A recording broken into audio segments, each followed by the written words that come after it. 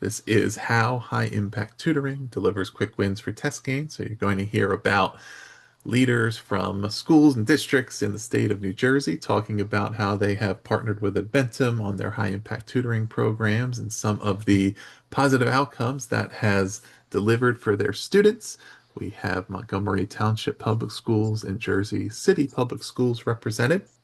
If you're joining us from some other state, district, school, elsewhere, you can pop into the chat, tell us where you're joining from, what your role is there, and we're going to get started here.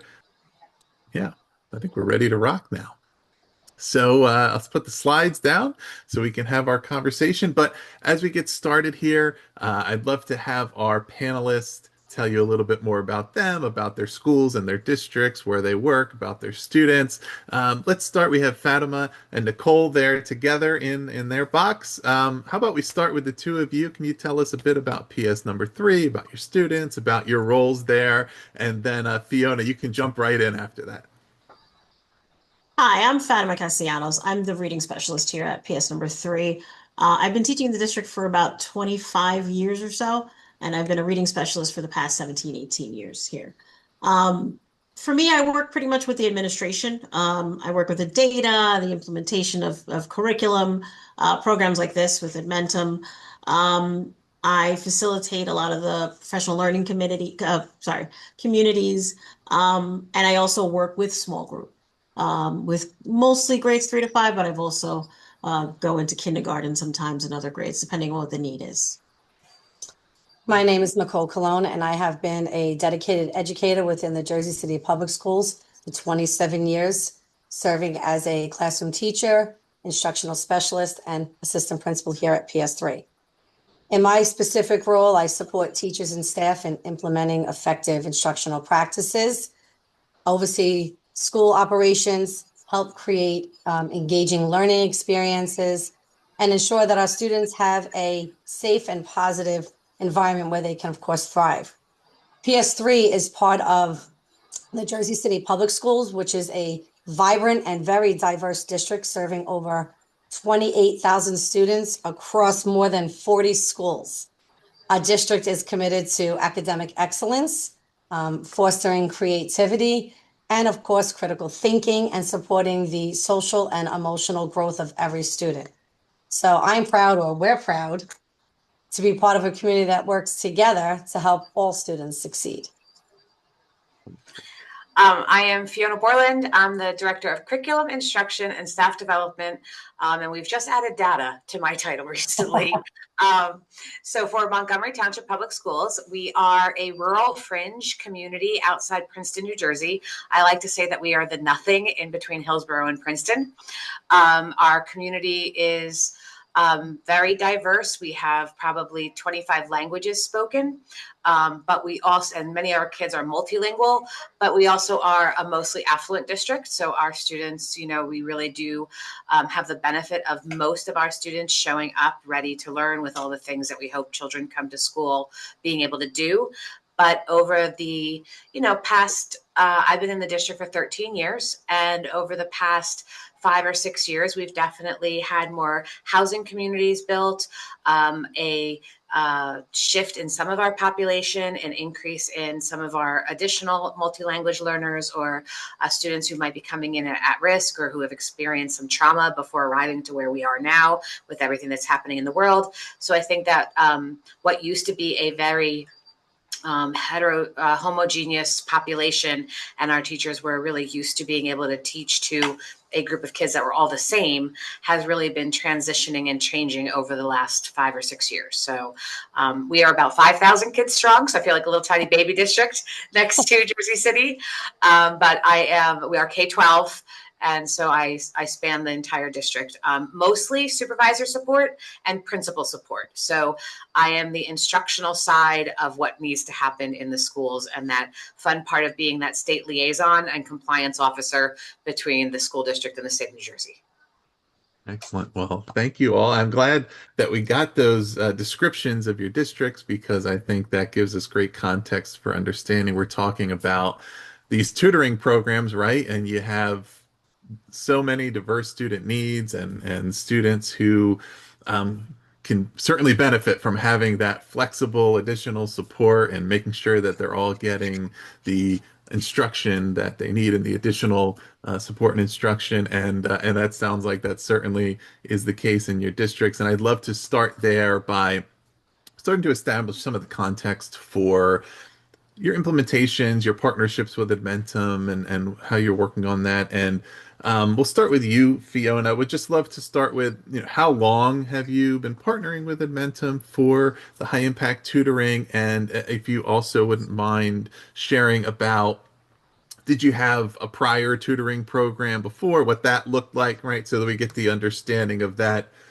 contrast between what this approach looks like and how it might look in comparison to other tutoring approaches that you've used previously. So we are probably like in a year and a half into working with Edmentum. We used you for the second year of the high impact tutoring grant, which means we didn't start out with you. And I will share that, as a district, I think it was even with the inception of the grant and when the high impact tutoring grant was, promoted and shared out of the state of New Jersey, I felt like there was a disequilibrium between trying to solve a problem that was caused by online learning by providing more online learning. And that really didn't seem like a fit that we were going to go with. And so we attempted to go with live tutors in the classroom. And I'm just going to share with you that it was not successful. This is a time and a place where good educators are hard to find when we're trying to fill classroom jobs, when we're trying to fill para positions. For us to have asked for additional tutors that had a wide range of skill set to come and work with our students, we encountered consistent problems. We did not have consistency in the quality of tutors that we were able to locate. We did not have consistency in the skill set. We didn't have consistency in the programming. And so we were, I want to say, lucky because it turned out to be such a good experience with you guys. We were lucky to have a pretty big balance left over at the end of year one, and the state giving us the opportunity to say, hey, you are allowed a different try. And if you didn't like what you did, go try something different. So I called back up Sheila and I said, can we talk again? Because what I did not work. And so we started with the tutoring program for our, continuing into our second year of the high impact tutoring grant. And it worked profoundly well. And so our students were really, I'm going to take you all the way to the end. In order to make it a little easier on some of our teaching staff, I did the exit testing with our kids at the end of the last spring. And I got to talk to the little kids and, 8, 9-year-olds. And I asked them, like, did you like your tutor? How was your experience with your tutor? And it was incredible. I was actually blown away to hear them talking about their tutor by name, who they really liked, what they experienced. I asked them, would they do it again? They said yes. It was really, we went from a very stressful and unsuccessful program to a very well-run, well-organized program. And we definitely are looking for where we can put that experience for more students again in the future, because it was great. Yeah, well, you've started on a really interesting thread, Fiona, so I'd like to stay with you for a minute, in addressing like what the challenges were that you were looking to address through this implementation. And I think what you've started to describe is you had identified the benefit and the need for having a tutoring program available for your students, but it was something that it just wasn't possible to deliver what you wanted with in-person instructors and needing a different solution. Can you maybe even talk a little bit more about that? And then we'll go to our Jersey City team, but about one, maybe, initially when you started with year one of the grant and wanted to begin implementing tutoring, what were some of the things that were top of mind when you thought about, okay, this is what we can use tutoring to address? And then as you progressed into year two and you identified the challenges of the initial approach, right, and how the new approach to tutoring would then help to maybe bring that vision to reality. Yeah, I feel like I'm going to hit on some future questions, so I might bow out later. But I think that the inception of the high impact tutoring grant had the right idea. Like we, probably, I don't know, most of us, many of us on the call were being parents to kids doing school at home while we were running school districts or running buildings or whatever else we were doing. And so the fact is that the concept of what was learning loss is that we absolutely have students who do not have learning disabilities, right? They have all of the skill set and all of the cognitive ability to learn, but they have big holes because even in the best of pandemic education households, somebody got COVID, somebody didn't log on for a couple days, somebody's brother was having a bad, right? Like there was just plenty, even if you were doing something incredibly well executed, you still had major gaps. And so I think that we all know that we had that population of kids, which, 2 years ago were our third and fourth graders, our littlest learners. We had kindergartners and first graders learning early literacy skills through a computer. No one in the country wanted that. So the reality was we had upper elementary schools who had pockets of missing skills, and that's what we wanted to do with our tutoring grant. And that was really the group that we were identifying, kids who we knew could access this kind of learning in this environment. What was really strong about the Edmentum program is that with the pre-testing and the matching of the pathway to the identified skills that the kids didn't have, it really was an effective gap filler, or I guess, the state of New Jersey likes that learning acceleration tool. It worked for that. And that was the population we were targeting, kids who we knew could do the learning, but needed the additional time. And the only other piece that I want to point out here is in the first year when you were applying for the grant, New Jersey made it pretty clear that you needed to do this during the school day. And that if you didn't do it during the school day, the likelihood that you would get the grant money was low. So that's what we did in year one. In year two, when they broadened it and said, no, you can run an after-school program, we were able to, again, identify students who were going to log in after school and do the work with the tutors. And because the work was targeted and they could have this relationship, even with the virtual tutor in the corner of the screen, they were working on the specific skills that they didn't have. That can't happen during fourth grade math. We can do tier time, we can do small groups, we can do tables, we can do all the things, but these kids needed more. And so extending the school day to get the more was really effective.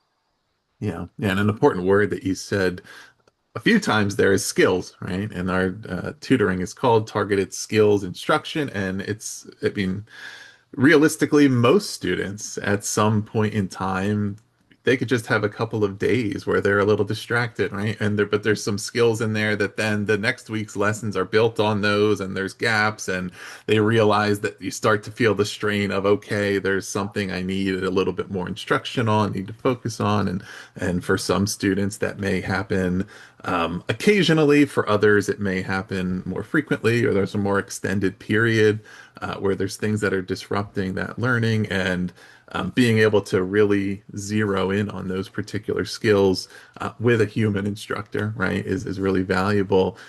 Nicole and Fatima, how about in PS3? When did your implementation start, right? Where are you in the process now? So we also started, it's been about a year and a half now that we're also working with Edmentum. And before implementing the Edmentum program, PS3 primarily used a small group tutoring approach focused on targeted skill development as well, and also data-driven. The approach really emphasized pulling out and pushing in, which the support was given by the reading specialist. We also had the instructional support teacher, the resource teacher, so using them as that crutching, so that way we had that extra assistance and support in and out of the classroom. In addition to that, we also had data-driven instruction, right? So we use results from, of course, the NJSLA, our benchmark assessments through the curriculum, classroom performance, which we would look at to identify students that were in groups for any additional support that was needed, so that we can kind of focus in on those targeted skills. From that, although the model was very personalized, we didn't want to rely just solely on those things. So the shift to Edmentum allowed us for more consistent progress monitoring, adaptive practice, which was really fantastic, data tracking to complement, of course, the teacher-led instruction that was already in place. Yeah. Go ahead. I apologize. I think one thing that was important for us too Mhm. is that, teachers are in the classroom. Mhm. They have 25 students in front of them. Mhm. They can't really Mhm. personalize as much. Okay. Now you have a tutor coming in who's not Mhm. worried about whether or not the curriculum is being done, whether or not you're on the right day, and things like that. So that person is able to really hone in on the two or three children that are in front of them and really work on, and as Fiona said before, the The gaps. gaps. Yeah. We've been working a lot in the district and as a school to kind of go into those foundational skills, right? And the one great thing about Edmentum is it really does go into Mhm. those foundational skills. We've done it, we've tried to do it with OG and different things Mhm. like that. But again, having that more one-on-one feel with those foundational skills, I think has been very, very helpful Mhm. with our students. We've seen great scores. Yeah, and the gains have been Yeah. really fantastic. Yeah, I read that's a really helpful perspective, that the ability for that focus on the task at hand, I guess, in a sense, right? And okay, here are the skills we're really trying to teach in this session and focus on, and almost to free up the mental bandwidth to not could be concerned Yeah. about what should be or what are all the other things going on, and really zero in on those targeted skills, and helping to make sure that students can master those and get to the next step, and how that approach enables it. And Sheila, and I'd we're like also, to, yeah, go ahead. sorry, I was gonna say we're implementing Edmentum during the day. So during instructional time, small group. Yes. So one of the groups is Edmentum. So the tutoring session is taking place during that time. Because I know Fiona mentioned that they extended the day and they're doing it after school, whereas ours is being implemented during the day. Excellent. Ross, can I jump in and mention and Uh-huh. say something to Fatima? Right, the writing. Okay, Yes. Fatima talked about like the teachers being concerned about the curriculum, right? So like I think, did you guys, your elementary school as well? Yes, Like yes. the elementary school teacher has so much so much on their plate to cover, and so when Exactly. you can give it out to your tutors, right? Like this, like I think you just hit it clear, right? The tutors showing up to do the skill instruction only have to be worried about the lessons that they're presenting, and probably have presented to other kids in other states and other times. They didn't have to figure out where it fits into the larger picture of like moving through the curriculum. And I think that's like a really important point to point out. They can just be dedicated to these skill lessons. Exactly. And that's a Yeah. great sell Yeah. to teachers. Yeah, absolutely. They didn't have to prep it. No, that's what's fantastic about it. They Right. don't need to do that piece. It's done for them. They're doing enough. Yeah, exactly. Excellent. Yeah, I think that's wonderful. And Sheila, I was going to put you on the spot. We're going to start to progress into some of the tangible discussion here, right, of what this really looks like in practice, and everybody's roles in it. But would love to kind of prime that part of the conversation, from your view of having worked with not only these districts, but of course others as well. But what really stands out about these folks and their implementations, and some of the, I guess, reasons that they're such great partners to be highlighting here today. Well, I think they're great partners simply because they entrusted that the program we were putting together, we did it with them, identifying the learners with them. Where would it fit into the day? Was it after school? Was it during small group instruction? They both did it with such fidelity that, of course, at the end of the day, the student gains were there. And it wasn't just academic skill gains. We worked with, in Jersey City Public Schools, we worked with 11 different schools. So the scale of what we were doing at one point was quite significant in terms of how many students we were able to touch. And going to those schools and listening to some of the teachers talking about things beyond academic gains, like they noticed students were asking more questions in class. Students that didn't ask questions in class were now asking questions. There was just this increased confidence level for the students. And I think that's important because both Nicole and Fatima mentioned at the beginning, that's also one of their core beliefs is supporting the social and emotional well-being. And sometimes we forget how much helping students academically that feel like they're missing the point, how much they gain emotionally by being able to be like, aha, I get it now. I now understand. And I think that they also, the three of these ladies all saw that as well, because when the New Jersey grant went away, they were like, oh no, we got to keep doing this. We're going to find a way with our title funds. Like they saw how it affected the students, not just academically, but as I had mentioned, otherwise. So I think that's important to note too. Yeah. Yeah, I think, and that's a really important point that also adds to the understanding of what this tutoring approach is. And our panelists here have mentioned that it happens during the school day, right, with groups of students. And part of that is it is an actual teacher on there that they know who the person is and their name and all of that. And then the teacher knows who the students are, right? That it's not um, text based or another form of additional instruction that, of course, is prevalent in some instances, but it's something where the teacher can support those well-rounded needs of the students because they are meeting them. It's virtually, but face to face in that sense, and it really does combine that human-centered approach that you may of course have attempted to achieve in the in person in the classroom with the flexibility of having the virtual option and the added capacity. So a lot of benefits to that. I'd love to start to even put some more color around this for our participants who are joining, and they may be in a variety of different roles, but to really understand what this looks like, and would love to go to you, Fatima, from your role as a reading specialist, and we may have other reading specialists or different instructional specialists or instructors joining who will have a specific role in what a program like this looks like and what their job is in ensuring its success. Would love to hear about you and your role with the tutoring program and the work you do, and what does that look like in your school? Well, I mean, I'm in it from the beginning. I make Mhm. sure the kids are tested and all of that. And I work closely with Edmentum as well, our consultants from there. And it actually really is, it has to work together because, there's times where we know the students better, obviously. So there's times where, there may be some students that are chosen, but they're not necessarily like, we're like, no, they just had a bad day on that test, and things like that. Or these children should be put together, more so than these children. It starts off with that. Then, creating the schedule. For me, I really try to make sure it's during their small group time as well. I find that works the most effective because if not, then the teacher's like, well, what am I supposed to do when these kids are over here and everyone, it kind of what we were talking about before. It just all works better together in that way.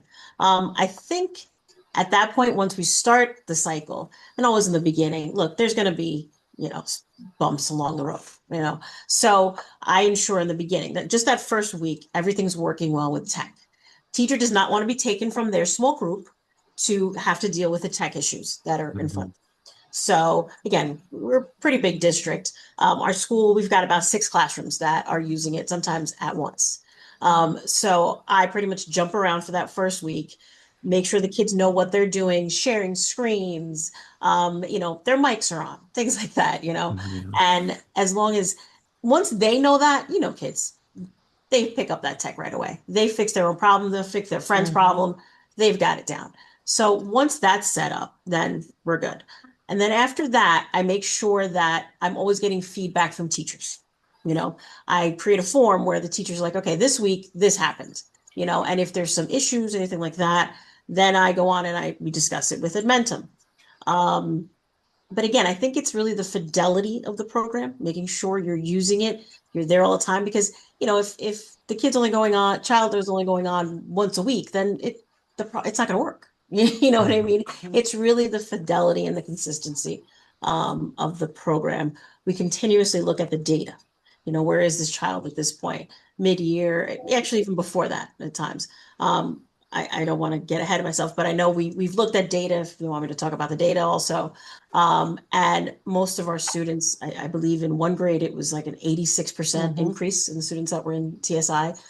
We use STAR adaptive, and that was both in ELA and math. And in one grade, it wasn't as high. It was a little more like 50, but that also had to do with some inconsistencies with our teachers and things like that. So that really wasn't your fault, those ours, kind of thing.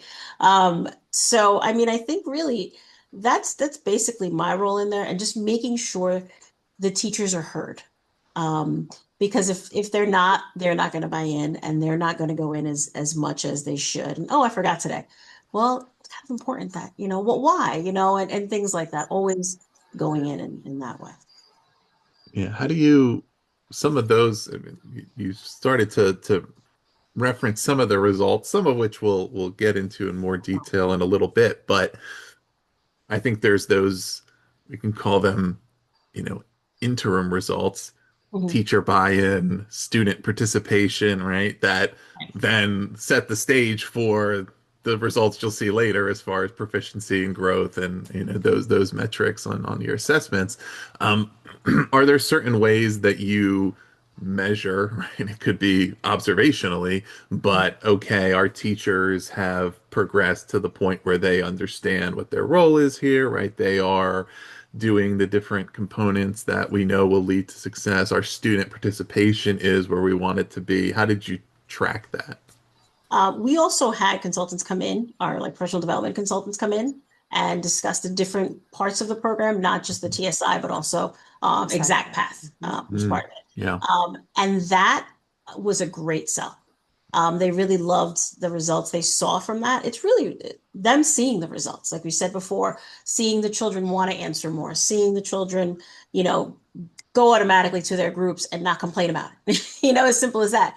They're enjoying it, they're engaged, and we definitely saw that and observationally we saw that.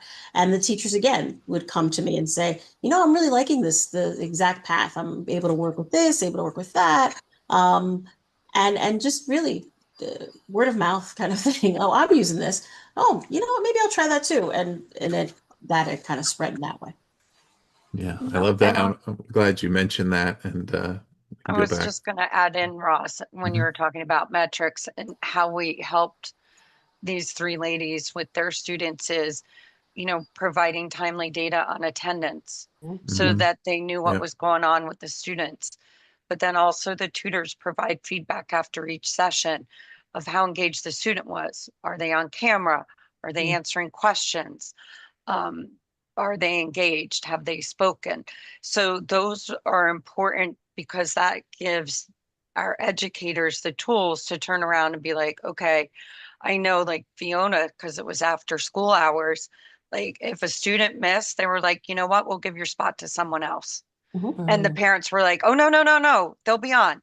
And so, it's important, again, back to being a team, we had to give them the tools so that they could then make sure that they were successful. And we've had instances in Jersey City where students were off and they needed a different type of intervention, perhaps because they weren't really engaging with their Mhm. tutor.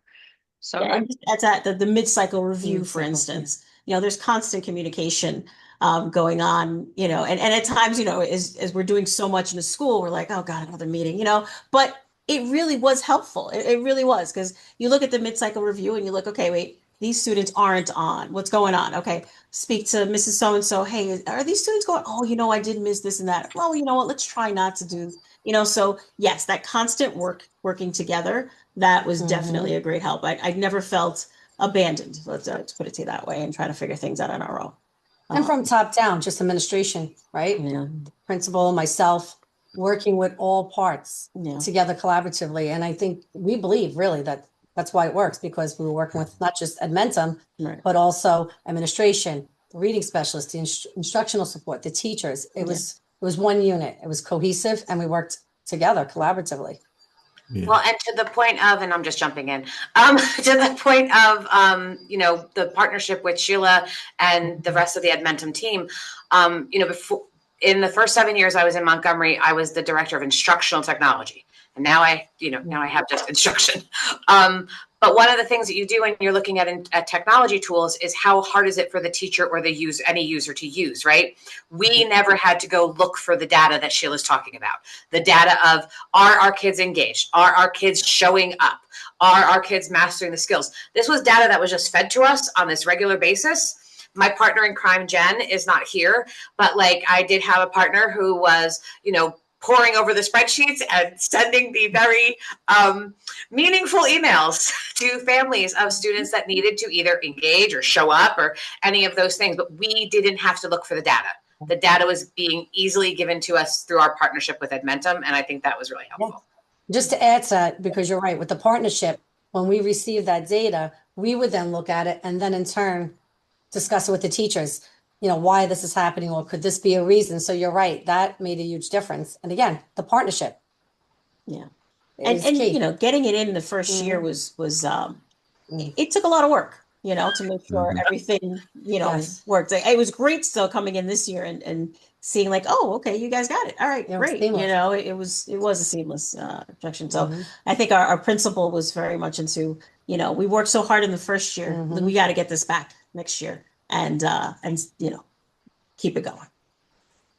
Yeah. I mean, a lot of really, really important points in there. I mean, certainly the point around the attendance and engagement and being able to measure that and get the data on that, right? Because that's so much of that's what high impact tutoring is. It's the ability to match up a qualified instructor and their time and capacity with the student and their time. And we've spoken earlier about how, this approach with the virtual tutoring solves one of those challenges by having the instructors available but then it only works if the student is there and is able to participate on time. A lot of the students probably, the reason they may require the tutoring is because they missed some days and they missed those skills, or they were, not engaged in a particular lesson for whatever reason, right? And there were those gaps were created, and the way to solve them, a lot of times it's not magic. It's getting that instructor and that student together to really work on those things, but being able to get that data in a timely fashion to know, okay, we respond, we react, we make sure that students are getting the most out of it, and we're closing those gaps before they're getting wider. Really important. And Fatima, you also mentioned something that is going to be important, I'm sure, to our participants here. The exact path piece, right? The integration with exact path and how the diagnostic and exact path can identify those skills that need to have that additional instruction and can help. But also really important that schools, the educators, the school leaders are making those proactive decisions around what the student group should be, when they should be receiving that instruction, right? And so using the insights from the tools to your benefit, but also knowing your students, knowing the best way to group them and having those things work together, I'm sure, putting them in position to really succeed with it. But we may have participants here who maybe are using Exact Path but haven't used the tutoring yet. It's important to understand that integration is there, so that is a really valuable component. Fiona, I'd love to hear a little bit more about the implementation on your end. If I, walked in to observe some of these tutoring groups and while it's happening, what would I see? What does it look like for your students in your schools? So I think even though like our programs and our schools are really different, when I was listening to Fatima and Nicole, I was thinking, right, that like what's really important is you figure out what needs to be in the space that the kids are tutoring. And, starting out, we were a little lucky because there was a grant funded program, right? And so you could figure out where you wanted to spend the grant. But the first was like each of our students, we gave a little like learning kit to. And, when the students participating in this program were our at-risk students, students who, may have needed a little extra, even though families were happy to have them do this, maybe not kids who had all the same advantages as some of their peers. So we were able to create create little learning kits with whiteboards and markers and notebooks, and just making sure that when a kid sat down to log in with their tutor, they had all of the things necessary to work with their tutor. And I'm not saying that that was required by Edmentum, but we wanted to also make it a fun experience, right? Like something special for them. We were able to do one-on-one. I think that was a unique experience. I would have no trouble moving to a 2 or 3 to 1 experience as well. Like the engagement with the tutors was so profound by the kids. So that was easy to do. We didn't have to group our kids together, but I think that would be a next logical step. Most of our students were doing this is a little bit of a radical step. Our students were doing this actually at home. We have really weird elementary school hours. Our elementary school starts at 9 a.m. and the kids get on buses at 4. And so we actually had some tutors, and Sheila and the team really worked with us to get us tutors at 8 a.m. in the morning. We had kids who were starting at 8 a.m. doing their tutoring session and then coming to school. And then we had groups of kids who were being tutored, through dinner time, 5 and 5:30 and 6. That was the other thing that I thought was really impressive, was the flexibility. We didn't have a complete customization of what you needed, but we were able to work with families and say, hey, we can offer you these 2 spots. What can you commit to? And then really overwhelmingly, I think we had something like I want to say high 70% attendance rate throughout the entire program, which was really impressive. I think the families that were offered this opportunity were really excited to get the opportunity for their kids to have this added support. Where we're looking at adding it in is in our after school Title I programs, and including it as a piece of that program in the future, because I feel like the same thing, I don't want it to go away.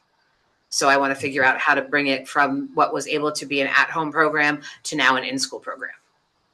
Yeah. Sheila, we're going to get into here talking about what some of the results have been thus far for these programs in these districts, and what some of the outcomes are and how they've measured them. And I think RenStar is part of both of what these districts are doing. But one thing that always stands out to me before we get into that, whenever I talk to school leaders, district leaders, and educators about any of the programs they're doing, right? It could be tutoring, it could be credit recovery, it could be just digital curriculum, CTE, whatever it is when I'm talking to people who really can describe what they were doing before, and what they know didn't work and how they made a change, right? And then with a particular implementation, what are the local policies and components that have said, okay, this is how we do it here because this is what works for our students, that it indicates, okay, I know I'm probably going to hear about some pretty good results here, and they're going to be able to sustain and repeat these results because they've identified in their school what's really working for their students, right? And it should look a little bit different everywhere, that there's these baseline components and all these things that make programs effective generally, but then every school, every district determines which things are working best for their students. And I'm wondering if that's something with these particular leaders here that really stands out, that they've talked through taking ownership of this, right? And really creating tutoring programs that are driving results for the students in their care. You said an important word that I just feel like you said the word policy. Mm-hmm. And, because I do think, and I mean, you guys could tell me if our program was unique in the fact that it happened at homes. We used the policies that guided at-home instruction for like when a kid is out and sick. And so, we did have to guarantee, like, even though someone's on a computer, we still needed safety, right? So you still had to guarantee that somebody over the age of 21 was in the house, that the tutoring still took place in a public area where someone could monitor the tutoring. So what we just mirrored, for anyone who would be able to consider what we did, we mirrored our home instructional policies for our at-home tutoring policy. We didn't have to reinvent the wheel. Yeah, our population's a little different, right? It would be a little more difficult for us to have work done at home. Absolutely. And we knew that off the bat. Yeah. Yeah, exactly. Every Yeah. district is different. Just We knew why I that. did it Yeah, during the day. yeah. I think having for us having the teachers there, sorry, we are in school. Having the teachers Yeah. there, making sure everything is going Yep. as it's supposed to go was much more important, which made it work better for us. We probably couldn't have done the at home. We don't know if we would have the same support that we Yeah. had during the day with the teachers right there in the classroom. So Yeah, but But- interesting. to Fatima and Nicole, like one of our challenges that we consistently have with our, I keep using the phrase at risk, with our at risk population is the families don't have transportation. So Right, yes. like to what you did, I think your model is really, really neat, and I'm intrigued by your model, and I might actually make a suggestion to another friend who's looking for a solution that you might have just given me. But when we try to offer after school tutoring to some of these families, the answer is I can't pick them up, right? Or I can't get them there. And so transportation for these families is like takes away the opportunity for us to provide these additional tutoring, and this solved that problem. So yeah, like you're right. We were blessed to have the supervision and the support, but it was necessary because they don't have the ability to come and get their kids. Right. Well, it's great because it worked really well for your For that student group of district, kids. right? So that's Yeah. right, exactly. It shows the flexibility of the program. Right. Which is great to know the program can be that flexible, right? Based on needs. So it worked one way for you and it worked another way for us, and they were both successful. Absolutely. Excellent. Sheila, anything from this section you want to spotlight before we move to results? Anything that has stood out that you want our participants to make sure they are absorbing and hearing about what our panelists are sharing? I think one of the things that when you talk about elementary students, which was both these cases, there's this hesitation for an elementary school teacher to kind of share the learning with someone they don't know, right? They don't know the tutors, they don't know our instructors. So there was a lot of hesitation, like turning over their students to us for 45 minutes, right?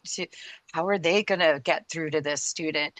And it was interesting in the beginning, and because Jersey City was actually in the building, like some of the teachers are like, why are they asking the kids what they did for the weekend? Why are they saying, what are you doing for a holiday break? But it's just like any teacher would in the classroom, right? Our instructors were building rapport with the students, right? And, it's just funny that I don't think they really realize, the quality of instruction that they were getting, the teachers. And then they were able to like almost take a breath. Like once they started seeing the results and understood how the kids were enjoying it, they were like, okay, it's like a partnership. I get it now. We've promoted a lot of that this year, especially, and we started towards the end.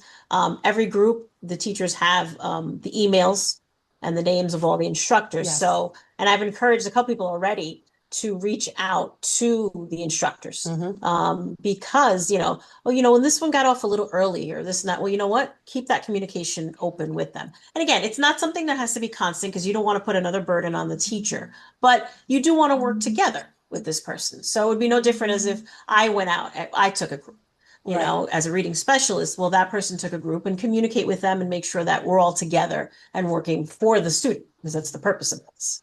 Right. Yeah. And put a little bit of the ownership back on the teacher in the sense of keeping that open line of communication between the teacher and the tutor, I think worked really well too. So again, that's something new that we're trying this year that we didn't do last year. Excellent. So for our last 7-8 minutes here, let's talk results. So Nicole and Fatima, we'll start with you. What results have you achieved so far? And are there things that are up next that you're working toward right now? Well, before you get into like talking specific test scores, one of the things that we keep going back to, and we thought initially was a challenge, but what actually worked out really well was when, with the individualized student support that they were getting, which really connected to the results that Fatima is going to share. Between that and just having that high impact tutoring, it really helped extend the learning in a very structured but measurable way, which is what she's going to talk about in a second with the results. And we kind of looked at both of those things and it really just tied in so well and why we feel we got the results we did, which is where Fatima comes in. Yeah. We had, out of the students that were chosen for TSI in particular, 80% scored higher by the end of the year in ELA, and 86%, this is particularly in grade 4, in math, in our STAR adaptive, Renaissance STAR adaptive test. In third grade, again, as I said before, we were a little lower, but that really had more to do with, we had a lot of changes with teachers and such. We were at 60% higher in ELA and 40% higher in math. And overall, I believe it was high 90s. Yeah. The grade 4 students that took the NJ slate, because we have a comparison, obviously, from the year before, 90 something percent of the students improved, significantly improved their scores. And that's great for us. You know what I mean? I mean, we had great scores this year. Again, there were obviously a lot of different factors involved, but I focused in on the students that did the TSI. And they increased greatly. I mean, really, it's in the numbers, And honestly, overall, really what we wanted to do in there was really maximize student growth efficiently. Again, while supporting not only the teachers, but also providing this actionable data. And I believe Edmentum provided us with that. And the scores prove it. Yeah. We're very, very excited about this program and continuing this partnership because we see it's working. Yeah. Fiona, what about in Montgomery Township? What have you seen? Yeah, so we saw almost the exact same. We saw 80% of our students have growth, right? So, and we are also a STAR Renaissance district, and I will say that although 80% of our students had growth, we had about 50% of our students move an achievement level, right? So just like the NJSLA, you've got your students who are on watch or intervention. And so we were able to watch more than 50% of them actually change a full achievement level, which is a pretty significant thing to do. Most significantly, we had a huge percentage of our fourth graders who were in the approaching move over to proficient. So lots of little growth, but significant big growth too. That's fantastic.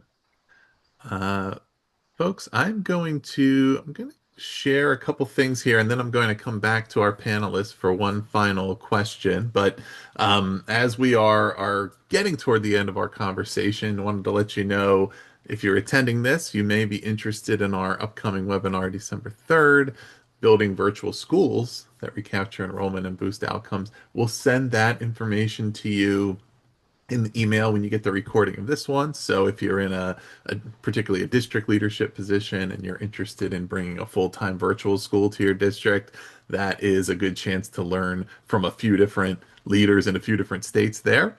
And we also have some more resources coming your way, so you can learn more about this virtual tutoring that we're talking about here. You can follow that link, or we'll send that via email, some additional articles, toolkits to help you just learn more about what that could look like. So we'll have all that coming your way. And while we have a few more minutes here, we'd love to go back around to all of our panelists, including Sheila. So everybody, would love your thoughts here. Final thoughts on, if someone's out there and they are thinking about getting started or trying to get started with a virtual program in their school or district, what's your top advice for them? Where should they start? What should they pay attention to really get off to a good start based on your experience? Let's start with Fiona, then we'll go to Nicole and Fatima, and then Sheila. I started out saying this about online learning. I don't think it is for every kid. I don't think that every student can sit in front of the laptop and access learning. So I think that you want to set your program up for success by thinking about what are the characteristics, both personality and achievement level of students who are going to be successful in this program. And so we had, once we did the data run and say, hey, we thought these kids will be good for the program, we still then put it out to the teachers and said, anybody have any red flag concerns, students who are on our list that you don't think will be successful? So I'm not, I don't want to come off as gatekeeping, but I do think to be successful, you have to think who will this program reach the best, and how do I set up an effective model to do that? I guess if I had to say, one thing that I really think about is to start with clear goals, right? So you really want to identify those specific challenges that you want to address, so that way the outcomes can be achieved.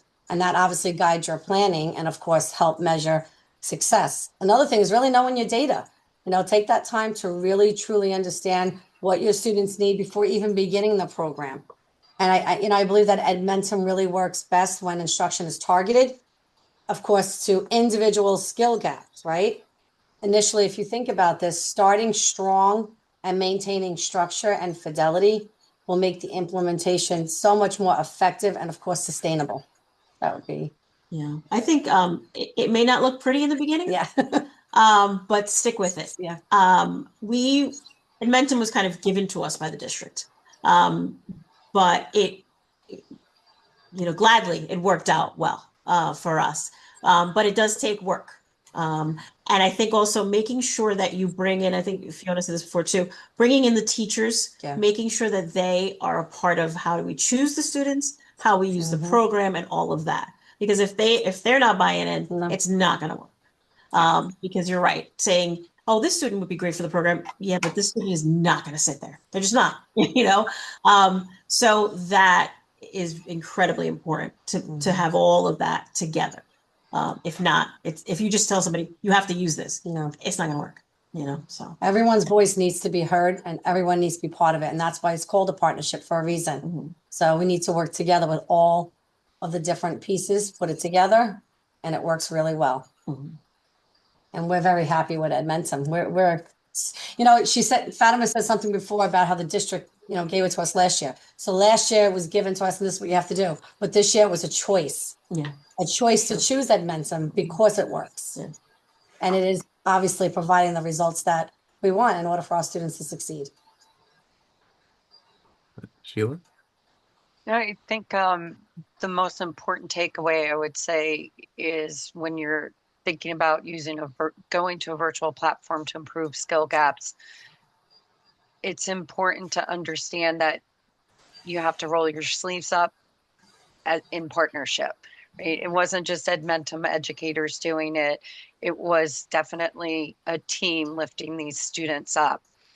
And I think it's also important to point out that both of these districts didn't just go by Edmentum saying, hey, we grew these students by these skills, and here's what Exact Path, which is our program for measurement, showed.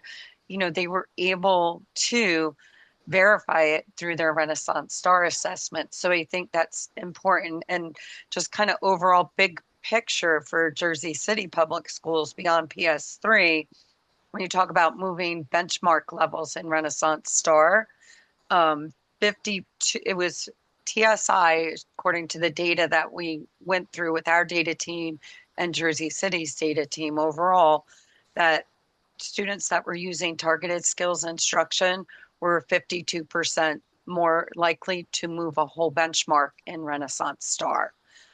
So that's, district-wide across a lot of population. That one-on-one intervention really does make a difference for the students. Absolutely. Yeah, absolutely. Well, I really, really, really want to thank all of our panelists for being here today and sharing with us and really adding to our understanding of high impact virtual tutoring programs and what they look like in a variety of school and district environments. And because of the thoughtfulness that each of you have demonstrated in the partnership and in the way that you have implemented these programs in your schools and districts, that gave us a webinar, right? If you didn't do that work, it would be very short. It would be, okay, here's a couple of things and that's the end of it. But I can tell that we could have gone on for even longer, that you all had so many great insights to share. So really want to thank you all for being here and sharing, and want to thank each of the participants who joined us today and those who watch the recording for taking the time to be with us. And of course, if you'd like to learn more about these programs, you can check it out on the website, or you can click on that get a quote button there on the top right of the website. If you're saying, I want to learn more, but I'm not sure what my questions are yet, you can go there, and a member of our team will connect with you and talk through the challenges you're currently looking to address or what your goals are, and help you there as well. So a few different ways to get more help. But thank you again to our panel. Thank you. Thank you.